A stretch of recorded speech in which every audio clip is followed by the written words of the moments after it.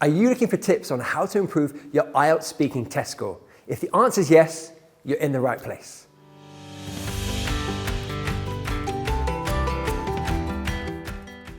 Hello and welcome. My name is Tom, and in this British Council IELTS preparation video, I'm going to be sharing my top tips to prepare you for the IELTS speaking test. Now, let's be honest, the IELTS speaking test can be nerve-wracking, even for the most confident students. But with the right strategies and practice, you'll be ready to shine on test day. I've got a collection of tips and tricks that I want to share with you. So, let's get started. Firstly, let's look at an overview of what the test involves and what to expect on test day. Your speaking test will be done face-to-face with an examiner, and it will be recorded. The test lasts 11 to 14 minutes, and there are 3 parts. In part 1, you are asked a set of general questions about familiar topics like education or family. This lasts 4 to 5 minutes. In part 2, you must give a 1 to 2 minute talk on a particular topic that will be provided for you. And finally, in part 3, you'll be asked questions on issues related to the previous topic for 4 to 5 minutes. Here are some important things to know. The examiner will share all the information you need at the beginning of the test. The purpose of the speaking test is to create as close to real-life situations as possible. That means you should relax and see the test as an opportunity to showcase your English speaking skills. It's like having a coffee and a chat with a friend. The test is the same for IELTS Academic and IELTS General Training test takers. Let's take a moment to understand what examiners are looking for. You'll be marked on 4 categories: fluency and coherence. How well can you speak at a natural pace and manage to connect your thoughts and ideas together in a clear way? Lexical resource. This is your ability to use a wide range of vocabulary to express your ideas and opinions clearly and accurately. Grammatical range and accuracy. This is your ability to use a wide range of grammatical structures to help you express your ideas with as few mistakes as possible. Pronunciation. This is your ability to communicate your ideas using clear, meaningful utterances and appropriate rhythm and stress timing. Let me say this now, you aren't being judged on your accent. IELTS is an unbiased language proficiency test, and examiners don't favour any accent. What truly matters is that you communicate clearly and use precise vocabulary. Selected results are marked twice to ensure that wherever you take your test, your scoring is reliable and consistent. Let's dig a little deeper into part 1 and look at a few useful tips you might want to use. Here's an example set of questions you might be asked on test day. 4 about your hometown and a few more about accommodation. We'll look at more topics in a moment, but first, let's think about how to approach this task. As I've mentioned before, think of this as an informal chat with a friend. This is not the moment to be shy and quiet. This is your chance to showcase your English to the examiner. Simple but developed answers are what's required here. Don't give one-word responses or shrug your shoulders and say, "I'm not sure." Equally, don't start waffling or talking too much without any focus. Try to give a few sentences about the topic, and with practice, you'll find the sweet spot. One mistake I'd like you to avoid is trying to overcomplicate your answer with vocabulary and grammar that doesn't fit the question. In the past, I've seen students try to squeeze pre-prepared phrases and particularly complex grammar structures into their answers, and it either sounded very clunky and out of place, or they made big, glaring errors that brought down their score. What's the most interesting part of your town or village? What a wonderful question, and one that I think about since a child. May I say it's an honor to come from such a key zone of agriculture. Furthermore, they have many old edifices and historical places. Firstly, let's approach this question in a more natural way. Have you been thinking about this question since you were a child? Probably not. So let's answer it naturally. One of the most interesting things about my town is... The topic of hometown is a fairly common one, so it's perfectly reasonable to think about how you describe it as part of your preparation. For example, you might want to say traditional architecture rather than old edifices. In the question, the examiner asked for one interesting thing. So instead of listing things, it's much better to expand and develop your answer. In this case, the traditional architecture. Our issue with sounding natural again rears its head with, "May I say it's an honor." It comes across as unnatural and pre-prepared. So think about what you'd say to a friend in this situation. Let's see if we can craft a more natural answer. One of the most interesting things about my town is the stunningly beautiful architecture, which dates back to the 16th century. Tourists come from miles away to do architectural walking tours of the medieval town centre, and there is even a campaign to make it a UNESCO World Heritage Site. The truth of the matter is, each question is designed to give you an opportunity to speak about a certain topic and use certain vocabulary and grammar to do so. For example, in question 6, how long have you lived there? We'd naturally use a mixture of present perfect and present perfect continuous, with maybe a little bit of past simple. I've been living there for about 6 years now. I moved to the area in 2018. Then in question 8, what sort of accommodation would you most like to live in? Provides an opportunity to use conditional structures. If I had all the money in the world, I'd love to live in a huge high-rise building, maybe in the penthouse suite.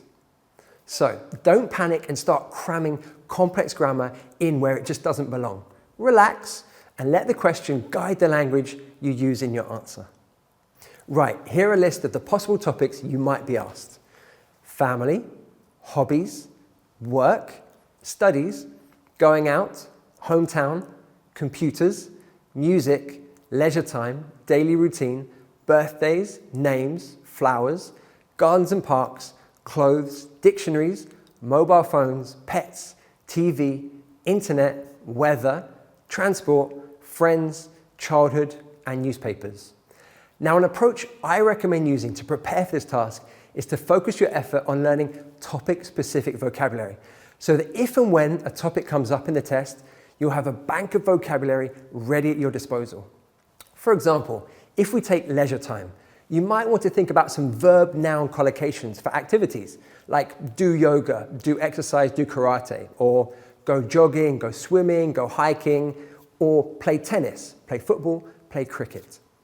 Or if you have a specific leisure activity that you'd like to talk about, you might want to think of some familiar vocabulary related to it. So, for example, if you love gardening, you could learn specific gardening verbs like to plant, to rake, to water, to prune, to pick, to fertilize.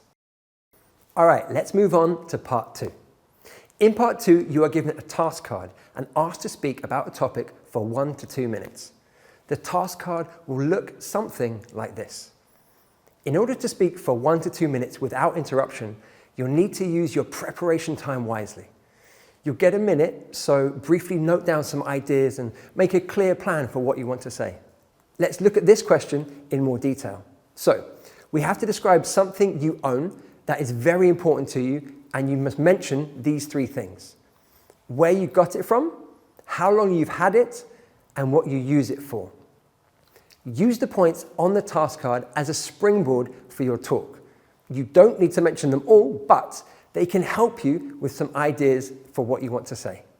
Now, a question often asked is, can I make up stories and information in the test? And the short answer is yes. But isn't it much easier to use a true story that you already know, rather than having the stress of trying to make up details on the spot? Remember, you aren't being marked on the quality of your story. You're being assessed on your English skills. So, go with something authentic that you already know. If you haven't practiced enough speaking for up to 2 minutes uninterrupted, you could dry up before the examiner stops you. So, it's probably a good idea to get yourself used to doing it as much as you can. Think of it as like training for a marathon. You don't just turn up on race day and say, I'm ready to run. You build it up over time. Perhaps your first step could be taking a practice question like this one and writing out your answer on paper. Formulate what you'd like to say and lay it all out. Then when you're ready, use your phone to record yourself saying it. Describe a crowded place that you've been to. You should say where it was, when you went there, and who you were with. Your second step could be to take another practice test and use the 1 minute preparation time to collect some ideas together. But this time, don't write it all out in full sentences, just notes. The difference is, I want you to try and speak for 20 seconds on the topic. That's it. We aren't trying to run a marathon just yet. Speak for 20 seconds and record yourself. For step 3, you could repeat the process and try to build it up to 30 seconds of speaking. Step 4, you could build it up to 40 seconds, and so on. Nobody runs a marathon immediately. You need to build up your strength and stamina like a top athlete does. As a side note, I think voice recorders are amazing tools to help us practice our speaking skills, especially pronunciation and fluency. If you're lucky enough to have an English-speaking friend, colleague, or teacher who can give you feedback, even better. I'd actually love to know in the comments below, have you ever used voice recorders to practice your spoken English? Share your thoughts and experiences below. Please don't worry if the examiner stops you after 1 minute. That's perfectly normal. I'm often asked, will I get a lower mark if the examiner stops me during the speaking test? The simple answer is no, you won't. In fact, there are 2 main reasons why examiners interrupt candidates. The first is the timing. The timing of the IELTS test is very strict. The individual long turn in part 2 can last a maximum of 2 minutes. Your examiner has to stop you at the end of the 2 minutes, even if you are in the middle of a sentence. The other reason why examiners interrupt is to ask different questions. To get a good speaking score, you need to show that you can talk about many different topics and answer many different questions. If you spend too much time talking about one question or discussing one topic, you won't have enough time to talk about other things. So, in parts 1 and 3, the examiner may interrupt you to help you use more vocabulary, discuss different issues, and use different English skills. So, don't worry if your examiner interrupts you. Answer the question and keep on talking. They will then ask you a few follow-up questions on the topic of your talk. Okay, let's move on to our final part. In the last part of the test, you'll be given a set of questions that relate to the topic in part 2. This is an opportunity to expand your ideas and show the examiner that you can speak clearly and fluently. Now, you won't have time to prepare for the questions, but you can use a structure to help you answer them. Answer the question, give reasons, give examples. Let's take this question. What's your opinion about the way languages are taught in schools? Okay, so I'm going to try and use this structure to organize my answer. Answer the question. In my experience, the UK has always struggled to provide high-level language instruction in schools. Reasons? There could be a number of reasons for this. Traditionally, we've tended to use rote learning as the main way to teach, which can be boring and monotonous. We also tend to be too exam-focused, rather than helping students understand the wider benefits of learning a second language. Example? For example, many students are never told about the benefits of learning a language. Let's say you're learning French. Wouldn't it be great if you were told that you can use this language to understand French films or chat to locals on a trip to Paris? We were never given a why. This simple method keeps our answer focused and helps us structure what we want to say. Before we go on, let me take a moment to tell you all about the IELTS Ready member. It's a free resource developed by the British Council that allows you to start preparing for your IELTS test before you've booked your exam. It provides you with free access to essential resources such as sample questions, model answers, and vocabulary exercises. You can find the link to sign up in the description. All right, it's time for Tom's top tips. Let's start with some words that you need to hear. If you have any negative feelings about the speaking test, that's totally understandable. It can be scary and nerve-wracking. However, I want you to reframe it as an opportunity to show off your English. Let me take you back to 2017. I had to give a best man speech at a wedding and a eulogy at a funeral in the space of a week, and I was terrified. The thought of standing in front of all those people and speaking in public was my idea of a nightmare. But then I heard a great piece of advice that helped me reframe everything. It said that you should see speaking in public as a privilege. And I thought about this and I realized how true it was. How lucky I was to be able to stand up in front of hundreds of people and share my stories and anecdotes with them. To have an audience willing to listen to me speak. We don't get that very often in life, do we? So, I want you to reframe the way you see the speaking test. This is a place where you can come and show off all your years of studying and hard work to someone who wants to listen and wants you to do well. You've done amazingly to get here, and to be able to speak English to the level that you do, it's amazing. So use this as an opportunity to show the examiner. And remember, the examiners aren't trying to take points away from you. They're trying to ask you questions to help you give your best, most natural performance. So go and be your best chatty self. Now, what if you don't understand the examiner? That's perfectly okay. Politely ask them to repeat what they've said. And remember, you aren't being marked on your ideas, only your English. The speaking test is based on everyday topics, and you can bring your life experiences into your answers. So use practice questions to help you. Don't rigidly learn pre-prepared answers, but do think about stories you can use and the grammar and vocabulary that you'll need. For example, the topic of childhood memories might come up. So you can think about a few examples. What grammar might you use, like used to or would for past habits? It's always worth reminding yourself that the IELTS score isn't affected by your accent. IELTS is an unbiased language proficiency test, and examiners don't favour any accent. What truly matters is that you communicate clearly and use precise vocabulary. When it comes to the test day, the British Council IELTS have friendly and professional staff to help you stay calm and focus on your test. Okay, wow, I think we've covered everything here today. Please leave any questions you have in the comments below, and remember to subscribe if you'd like to see more videos just like this to help you prepare for your IELTS test. And don't forget to sign up to IELTS Ready Member for free access to mock tests and practice exercises.